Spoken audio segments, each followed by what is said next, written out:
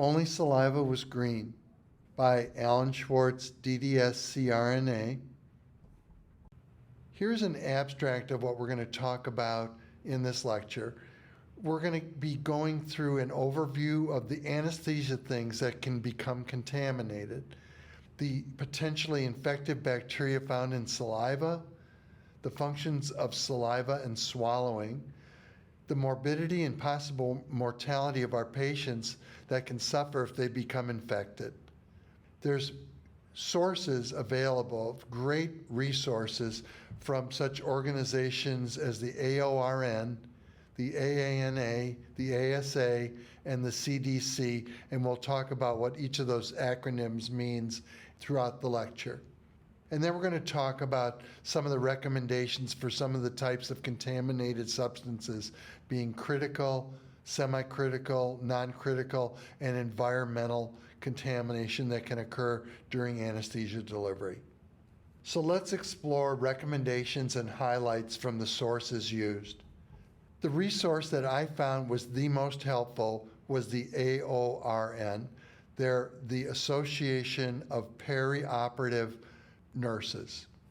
What the AORN does is they classify the different substances, the different armamentaria, the different surfaces that we use in different ways, and they've classified them. I would learn each of these classifications because it's something you're going to want to keep in the back of your mind as you're doing anesthesia for patients, and we don't want you to transfer infection to any of others in the operatory, yourself, and especially to the patient. So again, classify these different items in your mind as to their degree of risk. The first classification of risks is the critical risk substance. It's a substance that enters the sterile area of the body, the vascular system, and it's got to be sterile. We've entered an area that is a sterile area in the patient, and so the items have to be sterile. The next classification is semi-critical risk. These are items that come in contact with mucous membranes at the time of use. So they should be sterile or at least highly disinfected. An example here would be a nasal cannula. Non-critical items. These are items that don't come in touch or contact with the patient or touch their skin. They are clean and they need, if you're going to disinfect them, a low level of disinfection. The last surface that is a classification of risk is the environmental surface. This is where our medical equipment, our anesthesia equipment, our dental surgical equipment, and supplies sit on the patient. We want to make sure that we keep those surfaces very clean and we use disinfectant for that. Let's look at some of the more important recommendations from these sources that we cited early in the lecture. A lot of it, as I said, is from the all-important AORN. They really got some good recommendations, so let's look at some of those things. Any anesthesia equipment that comes in contact with the vascular system or sterile body tissues have to be sterile at the time of use. We see fluids over on the right. They have to be prepared aseptically. The outside of the IV, the administration set in the bag, obviously is not a sterile substance. It should be very clean. But the inside of the administration set, the inside of the IV bag, the tip of the IV that goes into the IV catheter have to be sterile. They're entering the vascular system. When we use a scalpel, it has to be a sterile scalpel on prepared tissue before we enter that sterile area of the body. Items that contact the vascular system or sterile tissues have the greatest risk of infecting the patient, and those are called critical risk items that we covered in the previous lecture. I want you to know and I want you to think about each of these risks and what those items could possibly be.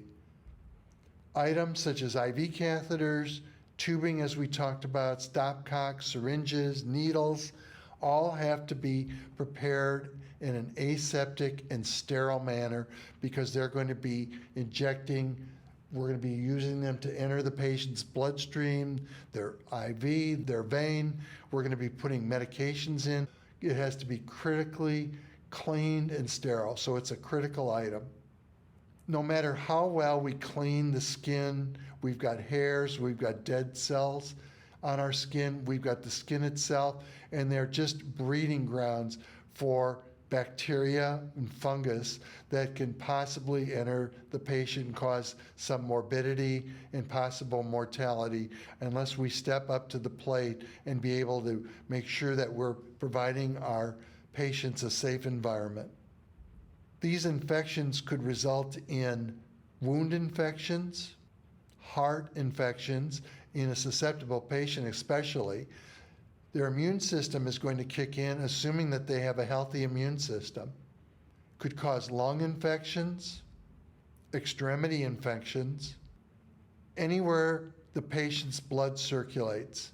It could enter into a susceptible patient, into their little toe, their big toe, all the way up to their brain. So it's wherever blood circulates. Let's talk about some important practices you should consider every time you're performing anesthesia for your patients. When inserting an IV catheter, 70% alcohol works really, really well in cleansing and causing the skin to shed and lose and kill a lot of the bacteria. So we're making the area aseptic. There are solutions of povidone iodine, and there's iodine or chlorhexidine sticks that can be put on the skin to kill as many bacteria as possible. If we've got a puncture site, we touch the item that we're going to use to sterilize, if you will, or make the skin aseptic is probably a better term. Start in the center where you're going to touch the catheter, and if you imagine, then move out in a spiral away from that target point, and you're going to want to repeat that about 3 times. We should use aseptic technique when we're preparing and drawing up our medications. Again, we can contaminate the IV and then contaminate our patients. Aseptic technique should be used when we're administering the medications, not just drawing them up. So the new standard of care is to wipe the top of the medication vial. Even one that's got a cap on it, we are told to break the cap loose and then wipe the top with an alcohol wipe where the rubber diaphragm is that we're going to puncture to draw out the medication. The other standard is to scrub the hub. So before we administer any medication, we want to make sure that we scrub the hub. You can see this is one type of hub that we have for an IV where you would screw the syringe onto that connector. But there are also connectors or hubs that have just a rubber diaphragm. So we want to make sure that we don't bring any bacteria in that have accumulated on that diaphragm. So we're going to wipe that off with an alcohol wipe, then go in with our sterile needle and inject the medication into the administration set. I want to show you that hospitals and pharmacies use special medication hoods to aseptically mix, prepare, and package medications for patients. This is what one of those hoods look like. You can see this person has got a plexiglass or a glass shield in front to prevent any bacteria coming in. This is an electrical system with air moving capabilities and filters that keep the surrounding environment sterile as the pharmacist is preparing the drugs or the medications for a patient. Because we don't have a medication hood in our dental offices, we have to draw up medications in a clean, non-patient treatment environment. Here's an example of one. So in other words, again, these are non-treatment areas. We don't want to draw up meds in the patient's operatory unless it's for that particular patient. If you've got another patient ready to go that you're going to have after this one, draw it up after the first patient leaves. If you're using a system that uses caps and ports, this is called a manifold, make sure that you screw the syringe in after you've taken the cap off that you give the medication, unscrew it, put a sterile needle back on that syringe, and then screw the cap back onto the manifold. Follow these techniques now to clean those bacteria-laden hands of yours. Our hands are just absolutely filthy. You can see how contaminated our hands are. If you just take and touch agar for a plate to grow bacteria, you can see how the bacteria and how many there are that are just growing in colonies all over that agar. If you could see the germs, you'd really be washing your hands all the time. That is the reason that I call the lecture, If Only Saliva Was Green. In dental school, we had an If Only Saliva Was Red film that we saw, and they used red dye and they used the high-speed handpiece, and it was just spraying red, what could have been bacteria or blood, all over the patient, their napkin, our dental assistant, ourselves, in the air. So we've got really an unhygienic environment, and hands just have to be totally clean before we glove. So the most important thing we can do for our patients is our proper hand hygiene, especially before we prepare medications. We're going to make sure that we clean the stoppers and use alcohol before puncturing. In other words, wipe the top and then scrub the hub. Don't forget that. If you're going to have multiple meds you're going to give a patient, use a separate needle for each of the medications. The most important thing, I know I keep saying that, but it's so important, is to never transfer syringes of unused medication between patients. If you've got a patient that you've drawn up meds for, you're not sure if you used it or not, you might have touched it to the hub, you're going to want to go ahead and toss that med. It's not worth it, even if the med's an expensive medication. We're going to want to go ahead and toss it, especially if we don't know whether that is a clean or a dirty syringe that we might be giving the patient with. So never transfer it to another patient. There was a book written, and it's called A Never Event, of a number of clinics that caused hepatitis C outbreaks in their offices. These events occurred back in 2008 in Nebraska and in Nevada. The Nevada I was familiar with because it was in the news. It was at a colonoscopy and EGD clinic, so a GI clinic. They were trying to, quote, save money by using the syringes on multiple patients, and they didn't keep track of the meds, and they infected over 30 patients with hepatitis C. These people that caused this, or the people that were in charge of the clinic, anybody, any nurse, any caregiver that gave the patient medication was, of course, brought to court. They had their license permanently taken away, and some of them spent jail time for their mistake and the terrible thing that they caused their patient.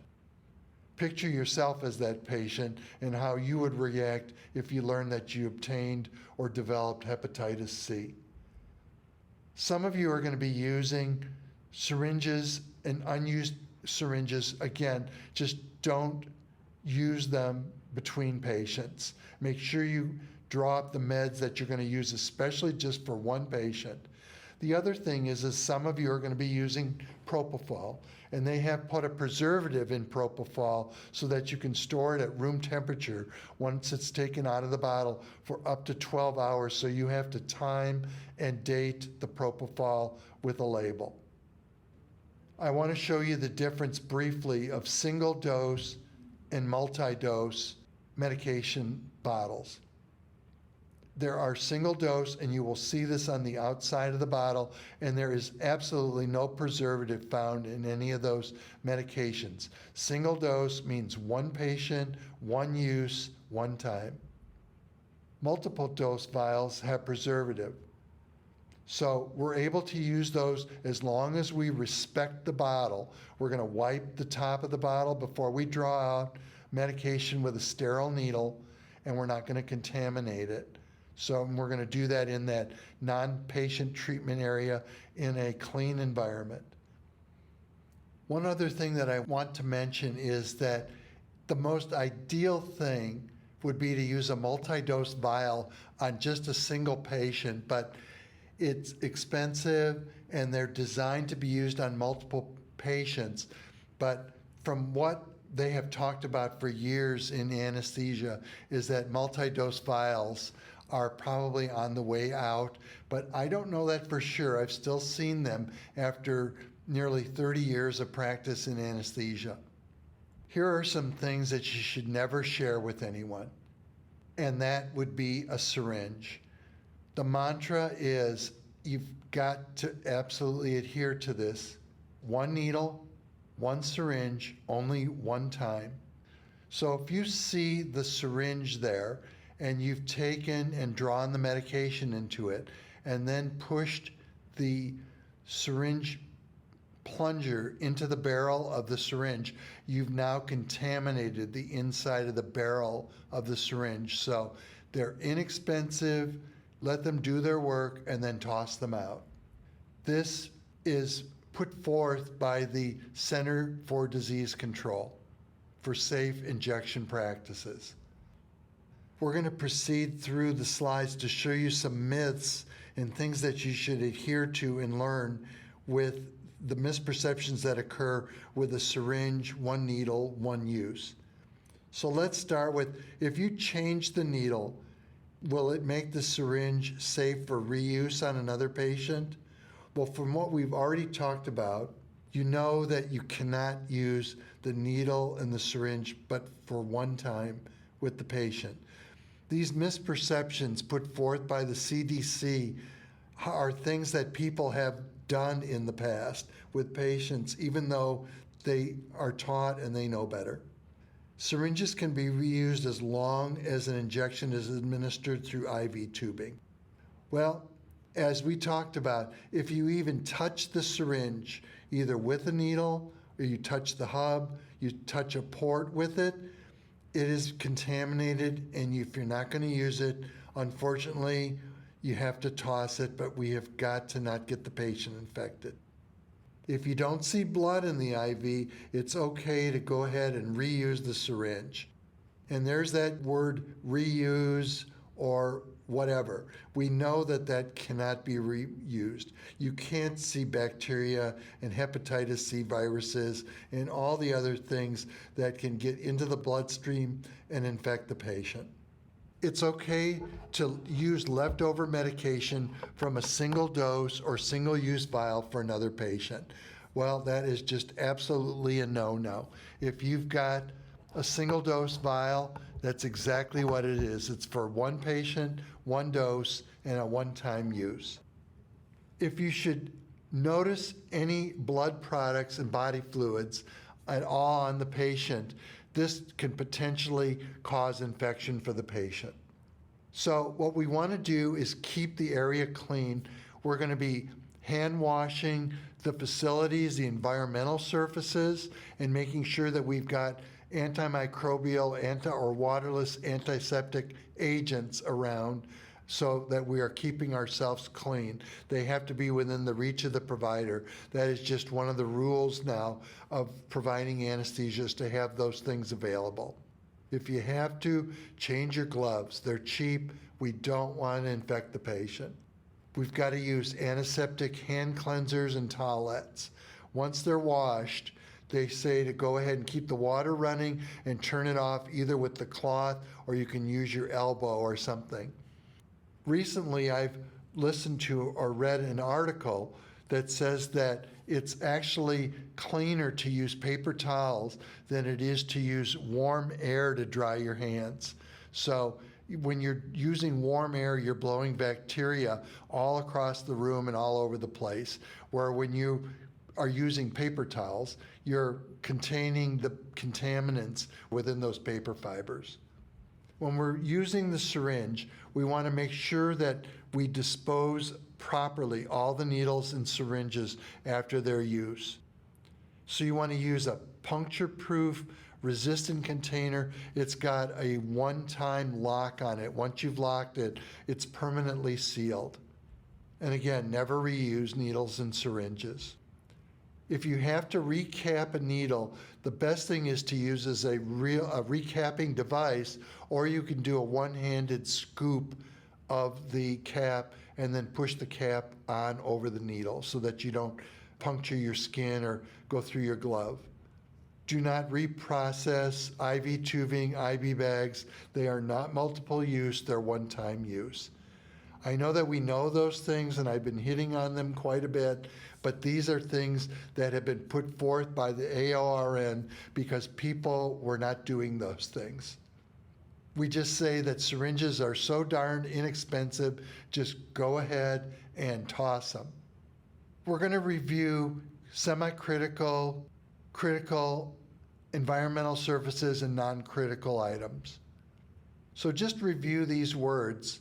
You can see that reusable items, such as airways, breathing circuits, things like that, are semi-critical. They're going to be touching the mucosa, but then we're going to go ahead and toss those out. Reusable semi-critical items have to be cleaned using proper technique and proper recommendations from the manufacturer. The AORN, again, provides a lot of sources on how things should be cleaned, but the manufacturer is the best source for that because they've tested these products. They're required to test them. The last thing is that depending on the manufacturer, clean, semi-critical, reusable items should be processed, and they use high-level disinfection such as pasteurization, sterilization with certain liquids, certain vapors, and they have to be FDA approved. Let's now discuss the cleaning of semi-critical anesthesia equipment, how it should occur. This is a 3-step decontamination plan that's put forth by the CDC.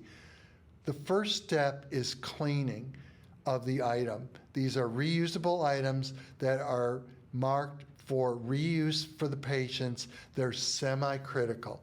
So we would first clean them in detergent and water solutions, using soap to remove any films or any blood or anything on this order.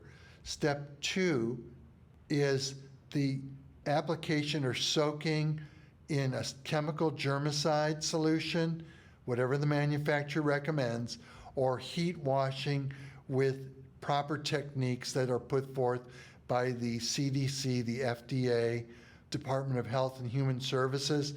Items like this are going to be really expensive items like reusable fiber optic airways or the fiber optics that they use for colonoscopies and EGDs or esophago-gastro-duodenoscopies. I know we're not doing that in the dental office, but those same things can apply with some of our equipment. Step 3 is to sterilize using steam autoclaves, ethylene oxide, dry heat, whatever the manufacturer says that we should do. A proper germicide can be used, but again, that's up to the manufacturer, and they spell that out in the paperwork that comes with the items that you're going to process. Here are some recommendations for cleaning of non-critical anesthesia items. Items like blood pressure cuffs, leads of EKGs, not the patches, and the reusable pulse oximeter probes that contact skin are considered non-critical, and they're, again, cleaned by the manufacturer's recommendations. We use a low-level disinfectant that you can see that container is surrounded with what looks like a stop sign, and we use that to clean these items between patients. So we wipe off these cords and these probes and the blood pressure cuff to make sure that they're about as clean as you can possibly get. They're not going to be sterile. We're just knocking down a lot of the bacteria that accumulate on the crevices and the pieces themselves into hinges, the cloth of a blood pressure cuff, this sort of thing. Environmental surfaces, again, have to be wiped down with FDA-approved cleansers. So the manufacturer has to register their substance, their wipes, whatever, with the Environmental Protection Agency. Single-use use items are just that. As we've talked about repeatedly in this class, they're only for single use. Here are some examples of items that could be packaged either aseptically or in some cases like a Yankauer suction, they're actually in a sterile environment as well as the tubing for suction. So these items are single use. There's single use LMAs that are now tossed out for those of you that are doing general anesthesia. Stylets for endotracheal tubes and suction catheters are all discarded into a proper bag after use. For those of you that are using an anesthesia machine, there are recommendations for that. Depending on the manufacturer, these are some of the areas that can be disassembled and cleaned and must be cleaned regularly. I know at our hospitals I've worked in surgery centers, that there are techs and there are equipment manufacturers that come with their representatives and actually service and clean these items. So I'll let you read those over. We've talked about the absorbers and the valves and the ventilator bellows and the soda lime. Breathing circuits, of course, are tossed out, but we're using now pretty much everywhere I have worked bacterial filters right at the patient and then at the machine as the waste gas goes into the machine. And that humidifiers we use to humidify the breath are also cleaned in the way that they're supposed to.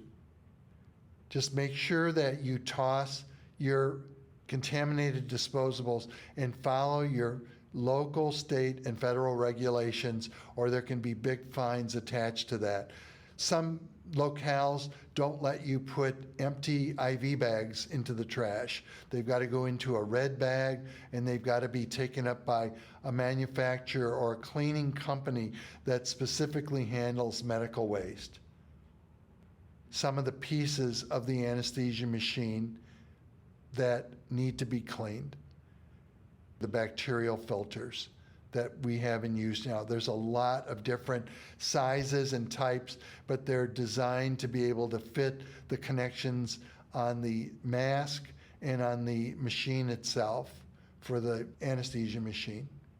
Here is an example showing you a filter that's on the expiratory limb of the anesthesia machine. So the breath that's coming out of the patient is filtered at that point before it enters the machine and all the piping and conduits within the machine.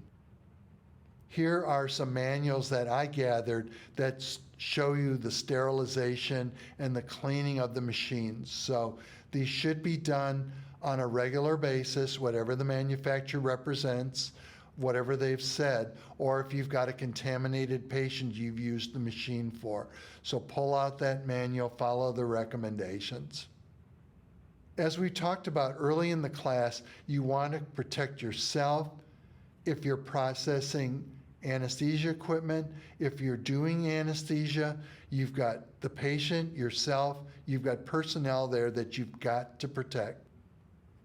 So some of the potential hazards for the perioperative personnel, so this could be the dental assistant or the hygienist that's handling these unclean, sharp instruments, they have to be properly cleaned, but they need to make sure that they don't injure themselves with these. Some use heavy gloves, some use gloves that have a metal mesh within them so that they're puncture proof while the person is cleaning the different substances.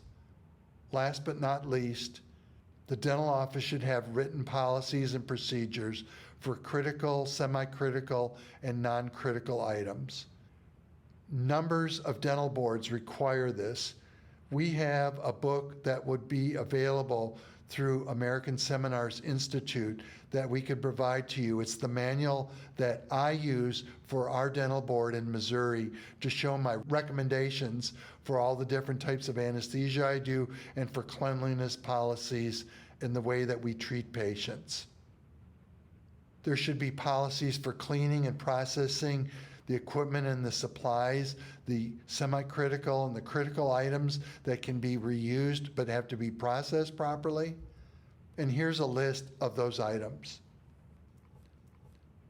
So in summary, there are recommendations available in writing for the different agencies that we talked about, the AORN, the CDC, the AANA is the American Association of Nurse Anesthesiologists, and the ASA is the American Society of Anesthesiologists.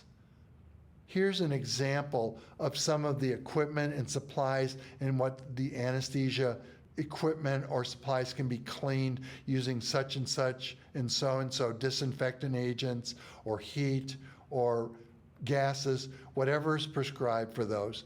This is constantly being updated. This, if you look at it carefully, and I know it's a small slide, is just some of the recommendations, but I would look to newer sources for that.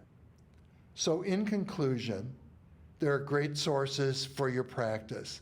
You can go into Google, use those, type in specifically what you're looking for or documents you're looking for, and a lot of them are available free to the public. Dentists, everybody can go in there and get these items. I would know the difference between critical, semi-critical, non-critical, and environmental surfaces that can infect and really harm your patients. We talked about practicing proper cleaning of the skin in our hands before we do any withdrawal of medications, any setup before we put our gloves on. We've kind of beat that one to death, but it's so important. We talked about the proper storage of propofol if you're using that in your practice. We've beat to death the fact that we never transfer syringes between patients. No reuse. We don't even use that word in anesthesia. And you've got to handle every body fluid, be it saliva, sweat, whatever, blood, as if it were infectious. Wash your darned hands is the other big thing. And just make sure that if you're going to sterilize or clean those items that you've read the recommendations for it and that you've used FDA approved agents. We talked about cleansing. We talked about single-use items being for single use only. We talked about the fact that the machine has to be cleaned and it has to be done and documented on a regular basis. We showed that bacterial and viral filters can be put on the expiratory limb of the anesthesia machine. And that lastly, we dispose of medical waste properly according to local, state, and federal regulations and what their requirements are. Thank you very much for taking the course. I hope it helps you in your practice of anesthesia.